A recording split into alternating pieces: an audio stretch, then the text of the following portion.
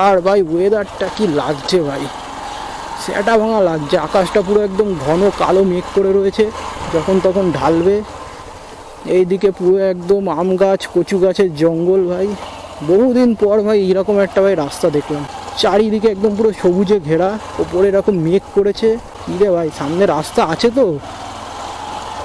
সোজা গিয়ে বাঁদিক দেখাচ্ছে। কি বাড়া ম্যাপের অবস্থা দেখো, আমাকে এই রাস্তা দিয়ে নাকি নিয়ে যাচ্ছে। সামনে রাস্তা উঠবো কি করে?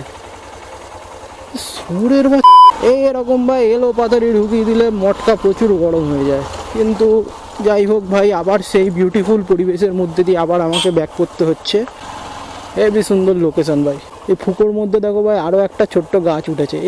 এই সমস্ত গাছগুলোকে বলা হচ্ছে ভাই পরজীবী গাছ। এরা হলো অন্যের ভরসায় বেঁচে থাকে। অন্যের ভরসায় এমন বাঁচে ভাই, যার ভরসায় বাঁচে এরা, তাকেই ভাই একটা সময় গিয়ে শেষ করে দেয়।